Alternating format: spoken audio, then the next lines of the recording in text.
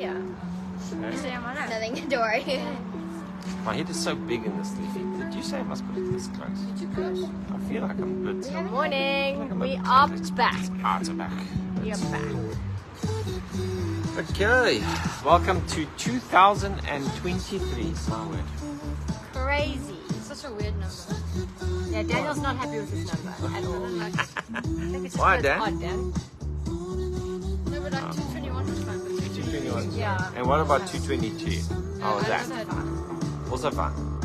Also fun. Okay. I don't like 222. Just sees that she's watching us. Good morning, Gaggy. Good morning, Alta. Alta, Gugs, welcome. Welcome back. Lucas, nice to see you. First week of, first broadcast of 2023, and so we're excited to be back. And morning, Jules. Morning, Jules. Morning, I have Lucas. a nice message today that I want to share with you, and yeah, it's just nice to be back. It felt like much longer than 2 weeks though, It did. but it was only 2 weeks. I think it's because we were away on holiday during November, and that was also 2 weeks. So anyway, So well, it's basically nice to we've see been everyone. slacking. I guess it's No, that's like, well, yeah, in traditional have. sense, yes, in my life. But anyway, morning, Pops. Welcome, guys. I hope you've had a good week and you're ready to enjoy a nice Sunday. And we thank you for being with us here. Just share a couple of thoughts on some important issues. Yeah. See, the DJ's got some new life in 2023. my new bobs. New vibes, okay. And what a beautiful day here in Durban today. My word. Perfect. It's just been incredible. Actually, yesterday was incredible. And today is also incredible. So, yeah. Lucas, hope you're well. Does the Cape have nice weather? I wonder what it's like now, Cape Town. It should be nice. Please don't pull my chair. It should be nice right now, shouldn't it? Cape Town, January. Yeah, it should be. Hey, Robbie. Morning. This is good, DJ. Cape Town should be beautiful right now. I'm hoping. Anyway, we have beautiful Hello, weather here. Robbie. But still, it's not normal Durban weather. It's not like it's heavily cool. humid. We've very, Hey, but had don't very forget, few it's beautiful. very But the humid river days. walk Yeah. is not finished. Anyway, we're thankful for what we have. Yes, okay, guys. Thanks. Okay, guys, thanks for being here. Please make sure the dogs are in. Yeah, take a dog with It you. is party dog hunting. Awesome. Well, I have absolutely no idea what I spoke about last year. Just in the past. It's in the past. Last year. It's so last year. It's our last year, and so there's really no sense of continuation this morning. I want to start a new concept, which is probably going to last only for one session, but I was so excited this morning. I was up early and I was writing notes and notes. Sometimes I don't write any notes, and Yeah, that's very we're just notey. knocking off some scriptures or ideas, but I have actual notes today. So I want to, from time to time, just read off them. Otherwise, I'm going to just follow some logical thoughts that I've put together. I want to speak today on the manifestation of love. You know, if there's any message that you've heard probably over and over and over, if you've been in church all your life, is the idea of love. And it just feels to me like, even after all this time, the definition eludes me of what love truly must be. And the problem is that the importance of love is undeniable in our scriptures, and it's even, as you very well know, equated to God in some sense. God is love is the famous saying. So it's not like we can just push it aside. But as with many other ideas, words, ideas, the question is always, like, what does it actually mean? Like, what is it going to mean for us today? We did speak last year on the evolution of mercy and the difference between what Moses understood mercy to be and kind of what Jesus understood mercy to be. And, you know, just reading plainly, they seem to be quite different. So if you look up the idea of love from a scholarly perspective, Old Testament, it seems like love there was more a duty towards allegiance, or an allegiance and a duty towards God, or your husband, for that matter. Hi, Claudia. Hope you're well. So what does the New Testament speak of in terms of love? It's really quite hard to really define it very well. I'm going to do my best today. I really feel like I'm not the most qualified person to speak on the subject, but I decided to do it anyway because I don't know anyone that is. Somebody's got to talk about it, and this will be a case of speaking about something I cannot fully practically live out. I attempt to do it, but I fail often, very often. And so today is not in a way preaching what I practice, but preaching something I am trying to practice, and which is very hard to practice. So, all right, the manifestation of love. Now, growing up the way I grew up, we have been hunting the presence, or what people would call the manifest presence of God all our lives. It's one of the reasons we go to church, because we believe God is present there, more so than what he might be in the grocery store. We base that on, scripture. We base it on actually very ancient ideas of what temples do. They give a place for the God to be present. But in the Pentecostal charismatic era, we went beyond that, and the manifest presence took forms, or we believe it took forms such as singing, feeling something, enjoying a feeling during worship, an emotional feeling. It took forms of hysterical laughter, and we believe that was because God was present at that time, and it was called the manifest present, and you came to church again because you want to experience God's presence again. Others find it in the quiet of a prayer. There's some weird things that people have equated to the presence of God, like people getting golden teeth and gold falling from the ceiling and many other stranger things. The reality for me is just that a lot of those things, a lot of these things could actually just be explained in more simpler ways. And the truth is that many of the experiences we would call the presence of God that we've had in church, you can really find in the most primitive jungles, amongst people that dance around fires. They get the same type of feeling. They feel like that is their gods or God being there with them, and them entering some form of closer relationship or closeness with that God. And so I've come to realize that many of those things were not really God coming close. It was just us having an experience, and whatever that experience, the cause of it might be, it still was exactly that. So that's kind of how I grew up. Those are the spaces we inhabited. I think you too, Tori, to some degree. Our language would be, the presence of God was so thick this morning, and what we mean is we all cried. Or we mean people fell when someone prayed for them, or things of that sort.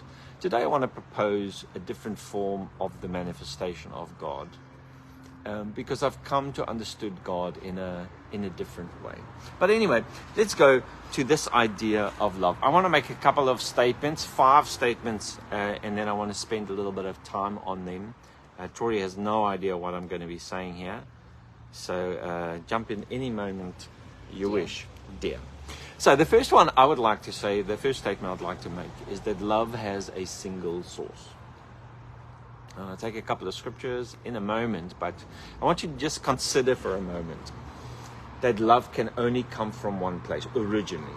Okay. Its origin is singular. And to most of us that is, of course. But when it comes to people who aren't Christian, when they demonstrate love, where does that love come from? And they might attribute it to their scripture or their gods or God or religion or whatever. And I'm not disputing that in any sense. All I'm saying is that ultimately the idea of love, the concept of love, has to have a single source. And in fact, the scripture does tend to tell us something along those lines. So I want to read for you, and a lot of our reading will be from the book of John. Specifically, 1 John is very well known for its ideas on love.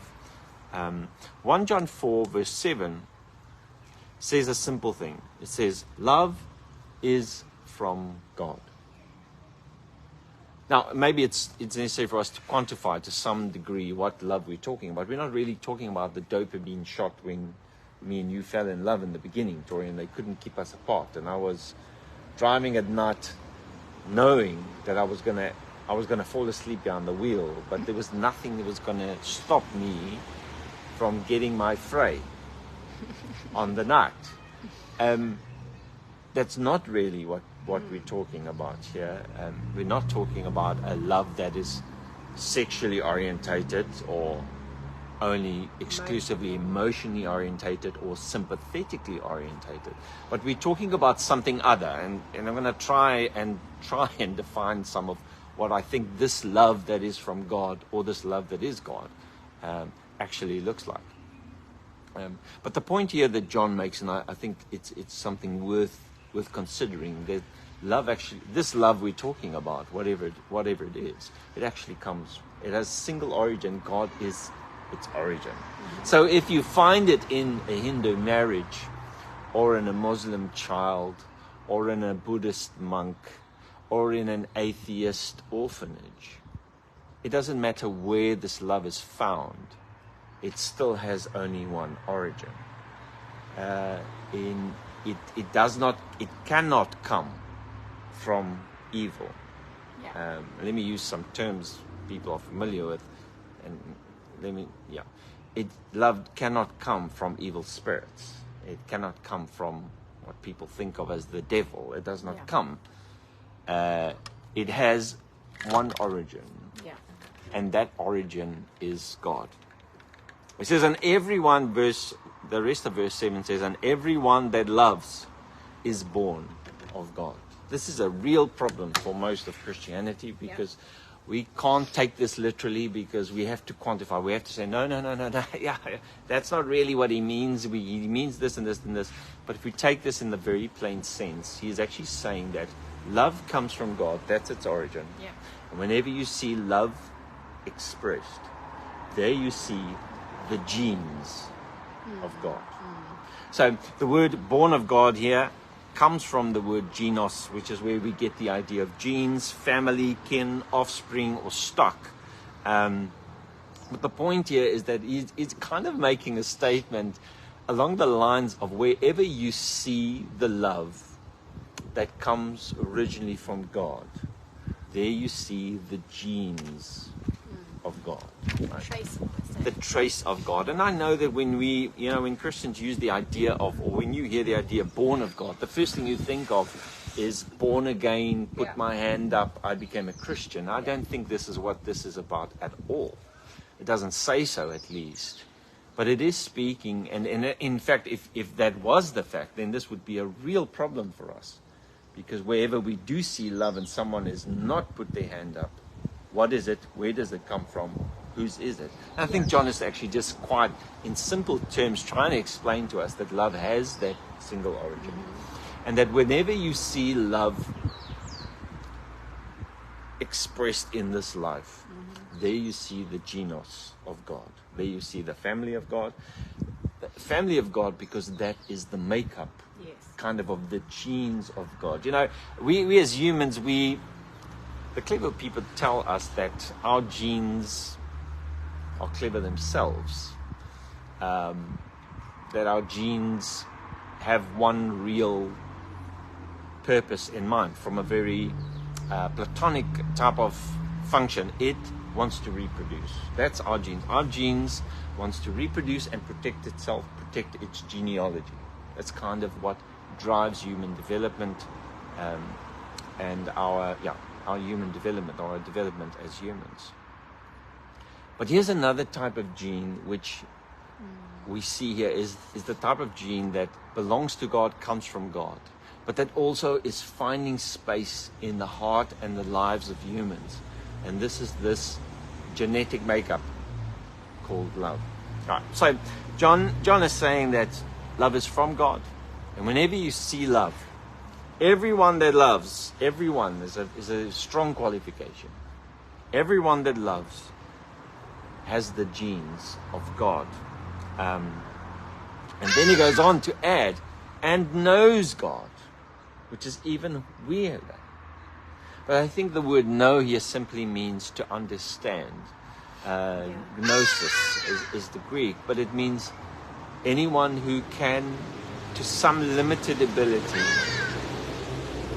manifest that nature of God, those genes of God, has got some understanding of what God is actually like. And maybe this is also to the degree that love can be shown, to the degree God is understood. But it does go against a lot of what we traditionally as Christians have thought. That to know God, you need to read the Bible. And to know God, you need to be in church. And to be born of God, you need to follow these 3 steps. And you have to do this and that and A, B, C, and D. But John is making things pretty clear here that love comes from God. Everyone that loves, anyone that can manifest this gene, I'm going to call it a gene, is actually born from God and knows something about God.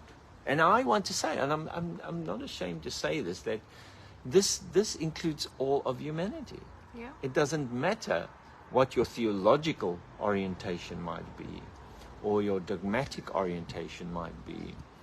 Wherever love is found, in its pure form or in a form, even a diluted form, it is the evidence that person understands something about our origin, where we come from. When we love, God's genes in us are put on display, and something of Him is made known. That which we understand of Him is made known to the person, let's say the person to whom the love is orientated. So that's point number 1 for this morning. Love has a single source, God. All right? Okay, second one, and this one is a little bit harder, and I don't expect the idea of love to be an easy one. Although I feel like many times we've reduced the concept of love to lovey-dovey feeling, or someone who is not firm in their decisions, or someone who is ruled by their emotion or their sympathetic, sentimental orientation. I think we're missing it there. I think we stronger than that. It's way stronger than that, and way more elusive as well, and way harder to actually practice. But number 2, love is a one-way street. Now, I know this is going to go against the grain of what most of us has as a conceptual idea of love, that, if we even a love relationship like a marriage, it can't be a one-way street. It's give and take, it's you give, me give, we reciprocate. That's how the relationship works. I'm not fighting what you're saying, but I'm saying that that's not necessarily what this idea of love is. So why do I say love is a one-way street? Well, it's again John, just a little bit further down in 1 John 4, in verse 10. John says a very strange thing here. He says, herein is love. He's trying to define love for us. Oh, that's great. We need all the help we can get. Not that we loved God, but that He loved us.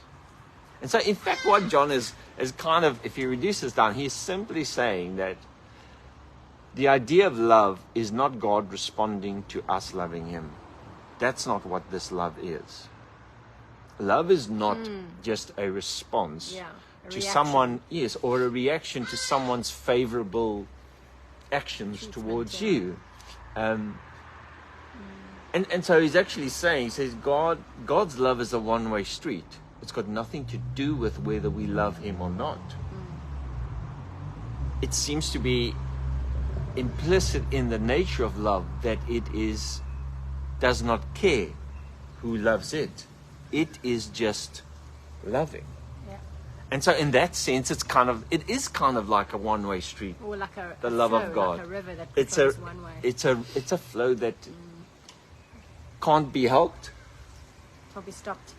Can't be stopped, has need of nothing to initiate it, can't be obstructed, can't be quenched.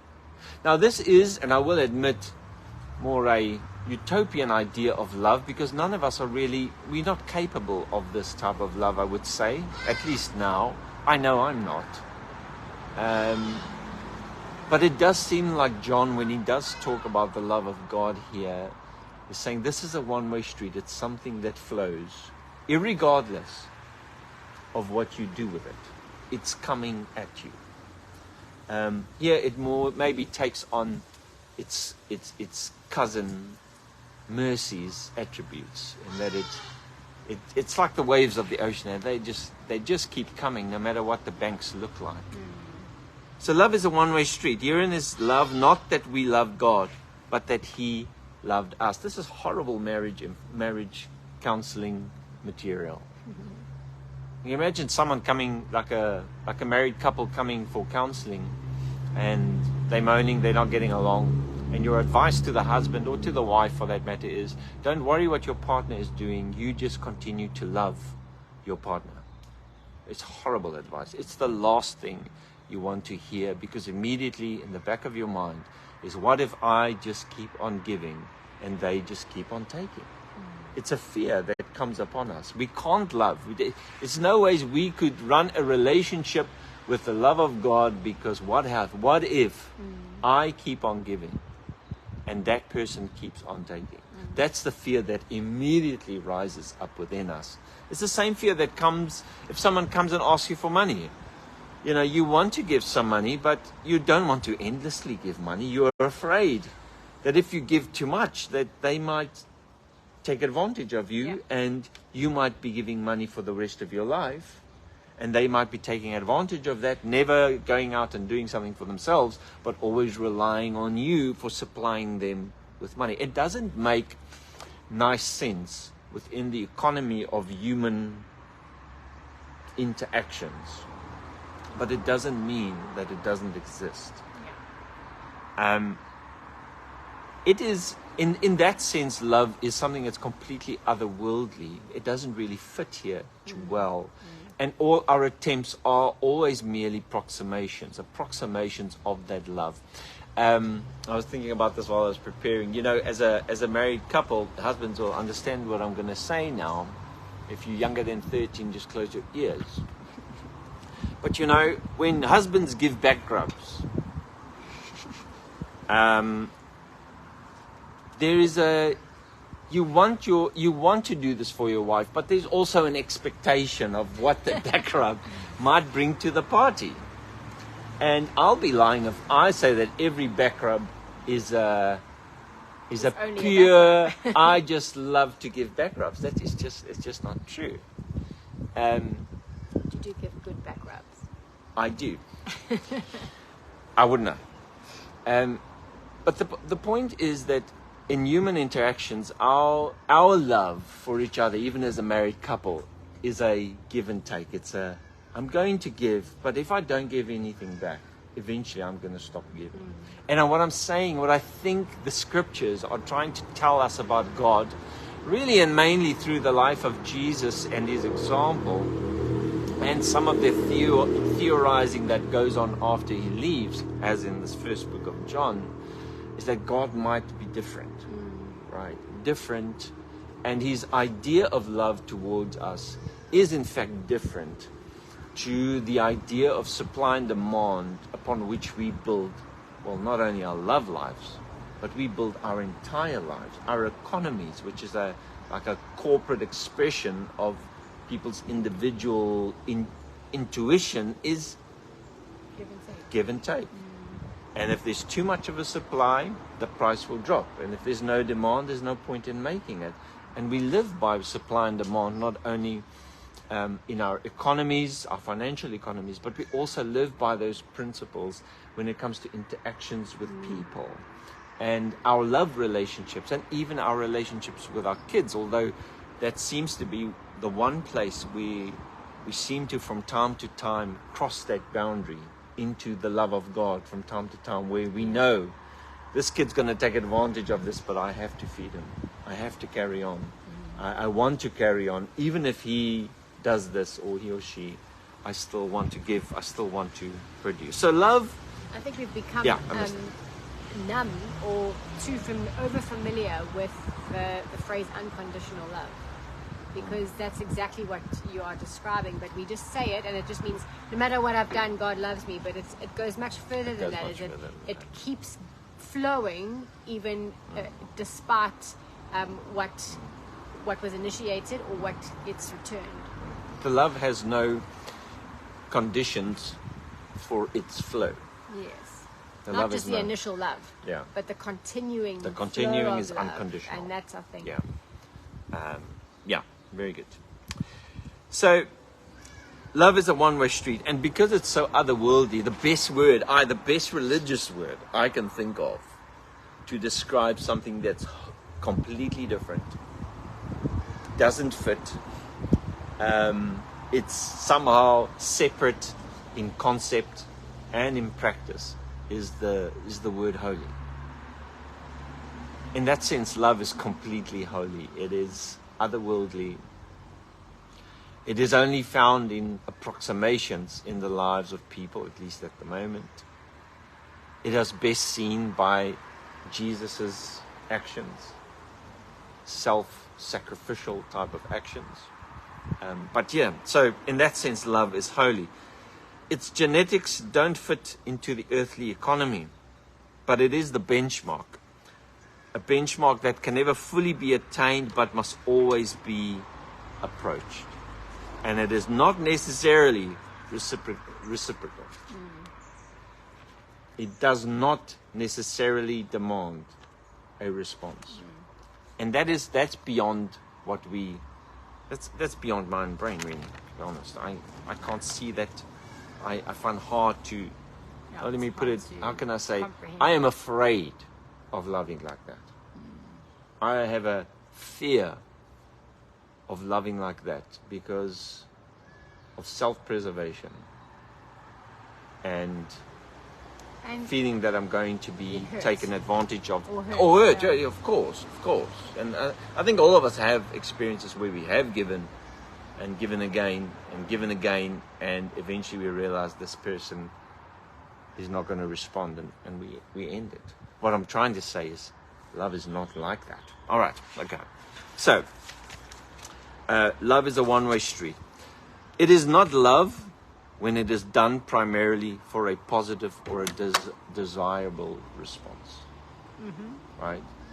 It is something approximating love, and there's absolutely nothing wrong with that.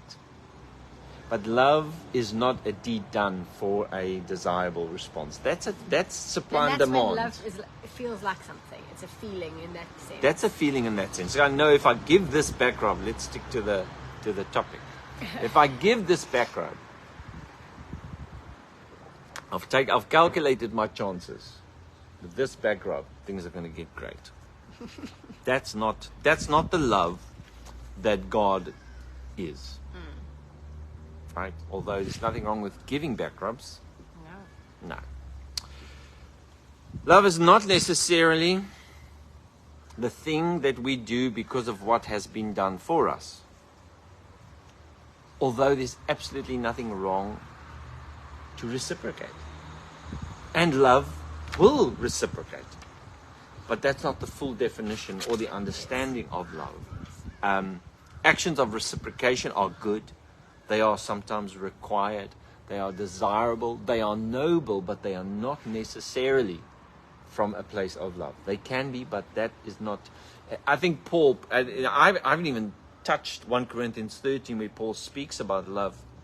Actually, I wanted to end with that. But Paul says, and this has always been very confusing to me, but I think I'm starting to see a little bit of light on it, is that Paul says, even if I give all I have to the poor and I have not love, heck, I mean, I have never given all I've had to the poor. But Paul is saying that even in that type of giving, it does not necessarily constitute the fullness of a river of love. Okay, so it's trying to quantify, trying to just put it into perspective. Pure, unadulterated love, as far as I can see, looks much more like self-sacrifice. In other words, it's a giving that costs. It's a giving that costs. It's a giving that you might be shortchanged. You might end up with a negative bank balance after this giving. emotionally, physically, Yeah. financially, right? It costs us, right? It smells a lot like blood and sweat and disfigurement on a cross. So when people say to me, Frans, this is, God is not just lovey-dovey. I just can't see the lovey-dovey on the cross. I just don't see it as lovey-dovey. It's not an emotional lovey-dovey, overwhelming, let me see what I can do in the moment. This is a predetermined, I will lay down my life. There is nothing that requires so much courage as that. Yeah. It's not to equate love to lovey-dovey, because this is sometimes what people think when they hear about grace and it's the full expression of love where it's not judgmental or vengeful. They resort to the extreme by thinking that God is lovey-dovey, but lovey-dovey is not love. Love is a disposition of giving of yourself to your own detriment. And ultimately, I think, and this is why Jesus is such a great example for us, is that the cross is the vision we as humans will always have in front of us of what true love really looks like. And that true love looks like that even in your marriage or in your relationship with your parents, your friends, or your family. That's what love looks like. It does sometimes. Maybe I should rephrase it. It always is going to cost you a couple of stripes. Yeah. That's how you know it's That you've loved. love. That's how you know you've loved. And that's how you know you are also loved. It strips us of the motive, the hidden motive Yeah. of reciprocating. Yeah. It costs us. Love is that unexpected response, not the warranted response, not the logical response. It's the unexpected response. Love is the unlikely turn of a cheek.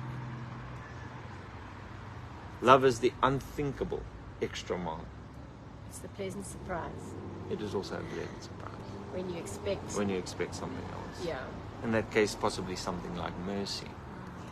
Love is a higher economy than that of supply and demand, which pretty much dominates human thought and action. In those terms, love is not supply and demand, but actually love is supply. Love requires more courage than vengeance. You might look like a brave person being vengeful, but you're not. Love requires way more courage than getting your own back. Love requires way more courage than being judgmental and doing what you feel is right. Love requires way more courage than punitive or retributive justice. Way more courage. It's way firmer. It's way harder. Number 3. So number 2, love is a one-way street. And I think number 3 kind of ties into, we've kind of spoken about this already, but love is an action, it's not an emotion. Maybe put more fully, love is a sacrificial action and not just a feeling or an emotion. So it's not the idea of being in love, which, when you're in love, when we use the term of being in love, you're sitting in an emotional state and you can just sit there in love. Love is not a state where you feel things. Love is always an action. It's always an action. Deliberate. It's a deliberate action of love. It's not a feeling you sit with and enjoy. It's an action of love. 1 John 4:10 and John 3:16, which you might know very well, always ties an action of giving with the love of God. 1 John 4:10 says, He loved us and sent. John 3:16 says, He loved that He gave. Yeah. And so it seems like John at least understood here that the type of love that God is and God speaks of is the one that requires the action. In fact, maybe it doesn't exist unless it has action. And I think this is, just veering off slightly, I think this is the reason actually for existence, is because God is love. He had to make something. He had to give something. Yeah. I can't think of another reason why we exist. We can understand the whole incarnation. In other words, the whole story of Jesus in the manger, on the donkey, through the dusty streets of Galilee, being spat on, being betrayed, being ignored, being mocked, eventually ending up whipped on a cross, dying for us. The whole story of incarnation is really the story of God acting in love. Yeah. And maybe this is important because sometimes we feel like, I love this person so much, but unless you demonstrate it, it cannot be love. Yeah. You know, it's not love until it's, some people say, it's not love until it's experienced as love. I would say it's not love until it's demonstrated. And in a very grand and huge sense, the coming of someone like Christ is the demonstration in time and space, in history, recordable history, of the love of God. And this is not his first act either of love, because the greatest act of, or the first act of love, really is the gift of existence. Yeah. But we weren't there. We don't know. We thought that Genesis 1 and 2 was about the creation of the world, but it seems like, turns out it's not really what it was meant to mean to us. The point is just simply that somewhere in time and space, God had to demonstrate again. This is truly my intention with you, and this is really how I feel about you. And so he surrendered himself to our own. It seems like on the cross, actually, selfishness kills love. It's kind of what's happening on the cross, but it does also seem that in selfishness killing love, that's where love is triumphant. So it's proven. That's where it's proven. And maybe there's something we can take away as I'm just thinking about that now. There's something we can take away from that in our own relationships, that even though you feel that giving is taken for granted and killed by a selfishness, that's actually where the victory of love lies. That's where it makes its impact. It doesn't make its impact when there's great reciprocation. Yeah. And so we responded, humanity responded to the love of God, at least initially, with a crucifixion. Horrible.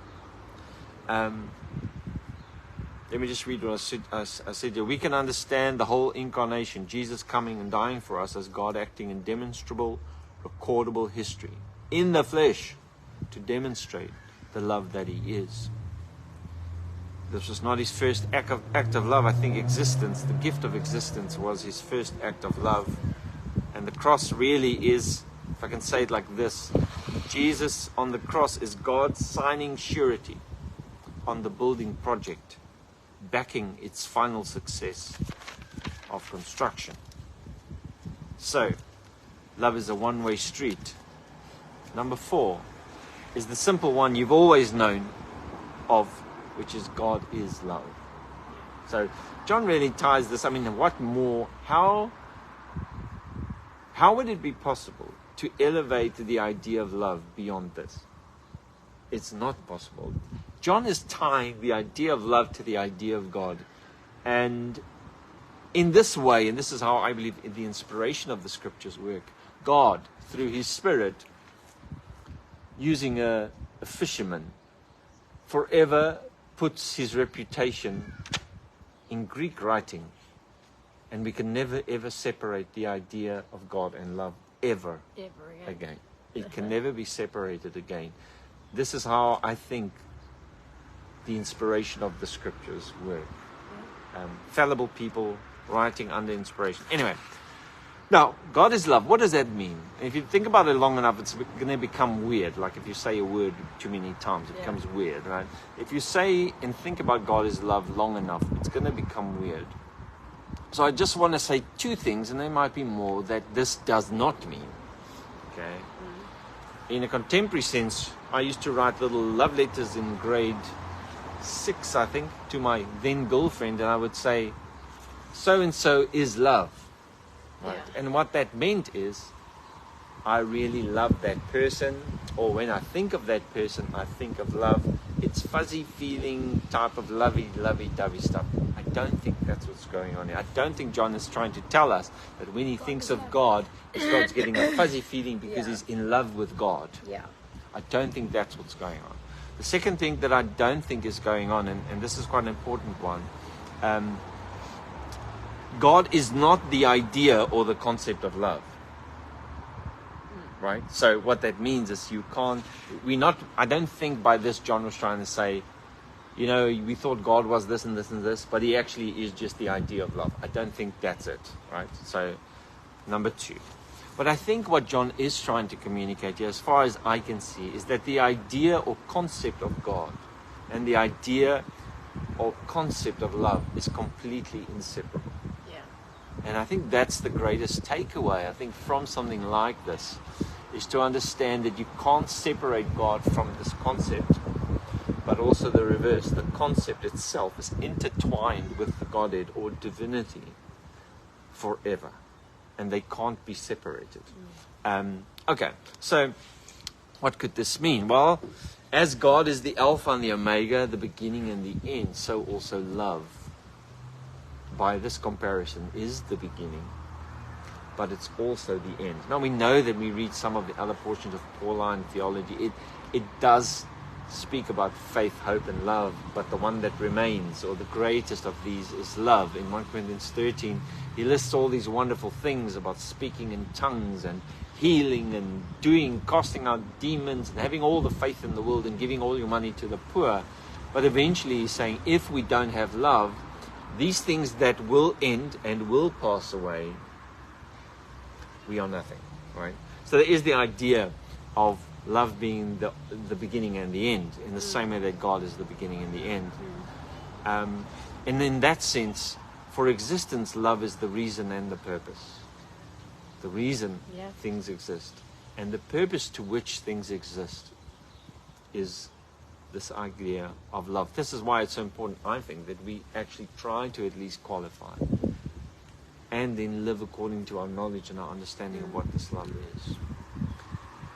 That love which gave birth to faith and hope continues to guide that very faith and hope to fulfill itself and collapse back into the love that birthed them both. In other words, the point is simple here, that first was love, then was faith, and then was hope.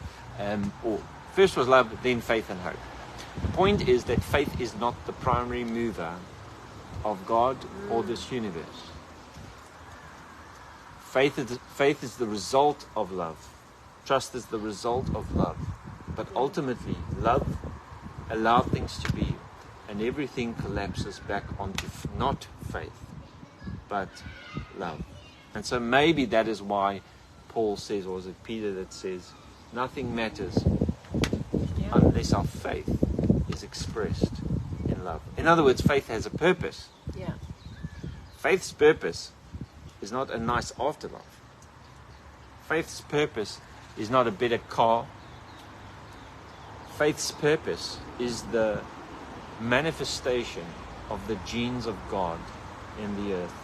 That gene being love. Principal gene being love. In philosophical terms, love is the ontology and the teleological boundary of existence. It's the beginning and the origin of everything, and it's also the goal of everything. Everything exists because of it and for it. There is no other purpose or end but love. Last point, and this is the one that we kind of come full circle to.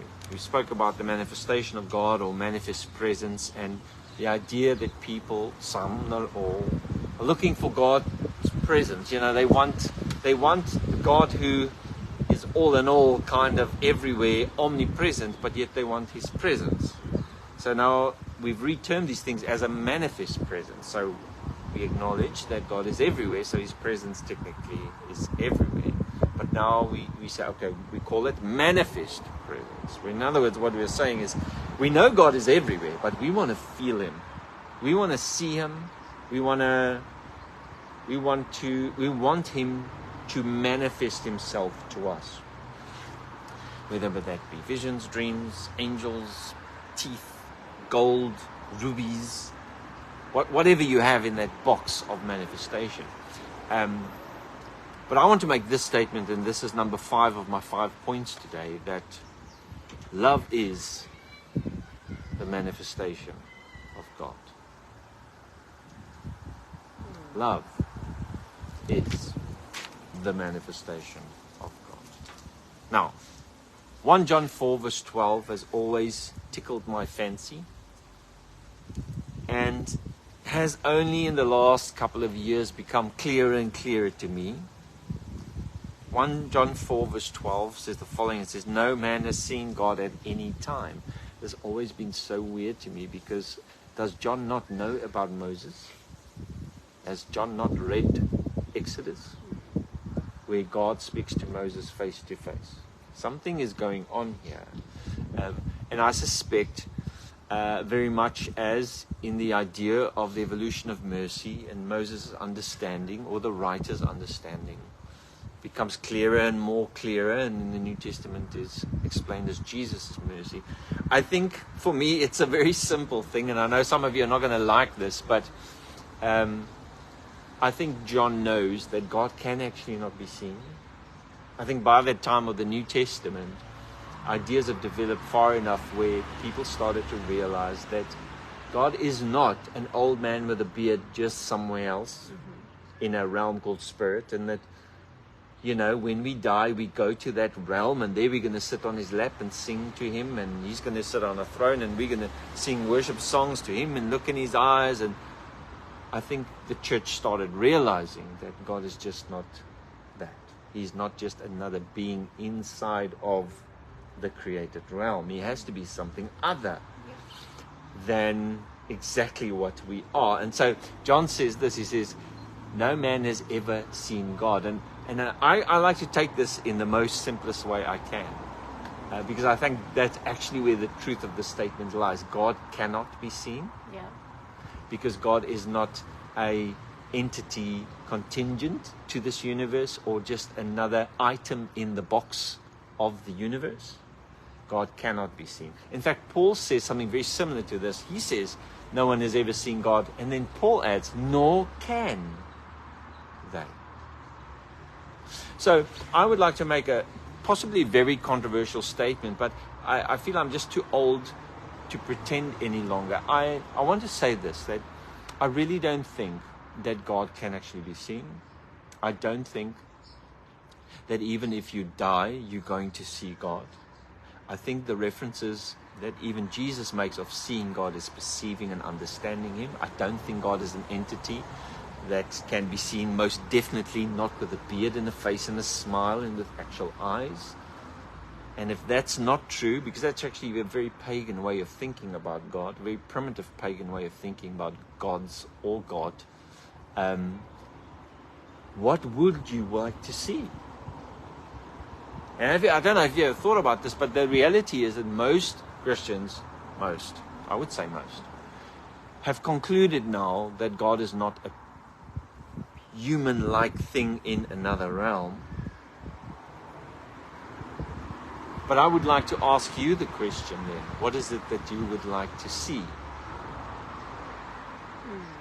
And I would actually like to make a proposal, something for your consideration, that John and Paul really kind of had the real idea of God, or actually, let me say, a better idea of God than what Moses or the redactors of the Torah might have had. And that is simply that God cannot, right? He just cannot be seen. And I think there are reasons for that, some of which I don't think it's good to be mentioning them here. But John doesn't stop here, because John knows that even though God is not a seeable entity, the manifestation of God is integral, is necessary in a creation which he is the source of, right? When I do an artwork, for instance, my genes, my preferences, my ideas, my concepts, I push them into the artwork. And I think in the same way, John knows that although God can't be seen, not in this life or the next, what can be seen of God? And I know this might be disappointing to a lot of people, because a lot of people live their entire lives hoping that one day when they are dead, they're going to see God. I don't think that's what's going to happen. And I think that being distracted by that idea actually takes away from the manifestations, the true manifestations of God, What to look for. which is found in this life. And according to John here, John 1 John 4, verse 12, let me read the whole thing for you. No man has seen God at any time. But if we love one another, God dwells in us. Now, the idea of God dwelling in humans is not foreign to Christians. It's just that we live in a dualism where we accept that God lives in us, but He also lives in a place somewhere else. And I think it's just, we just need to stop.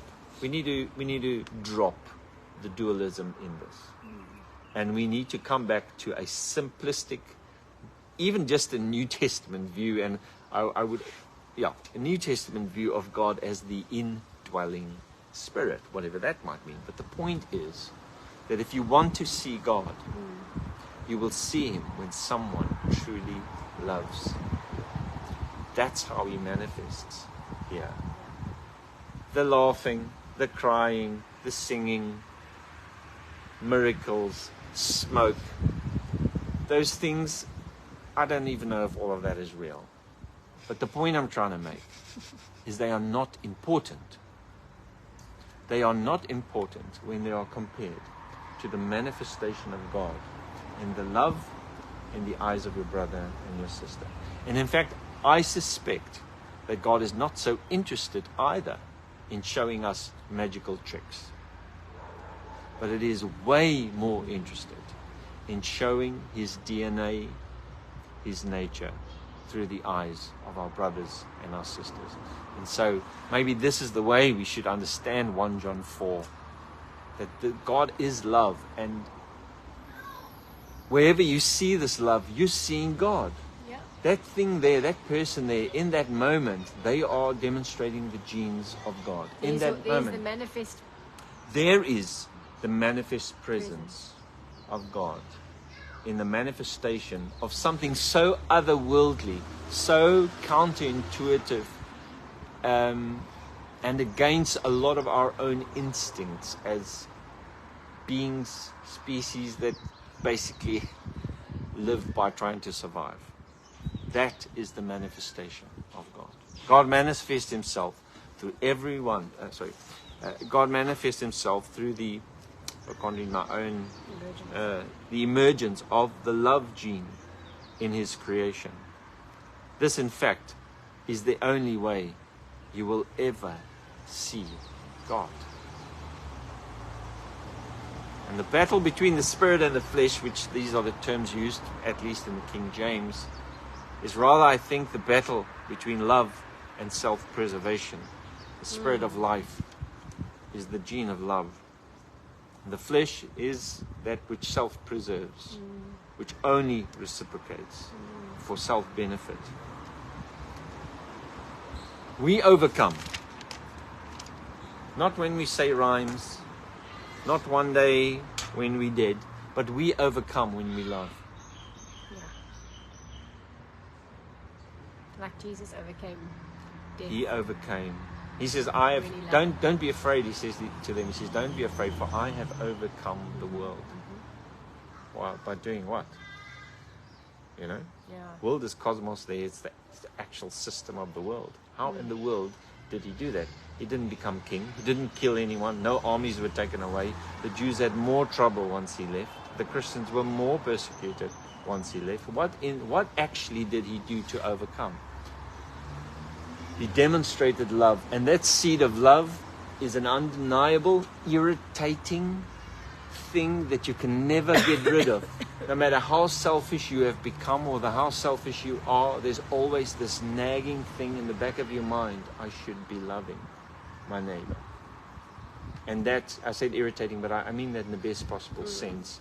That's what a seed is. It just won't stop growing, once it germinates, once it dies, you won't get rid of it. And it has the capacity to produce the exact same thing that was in it.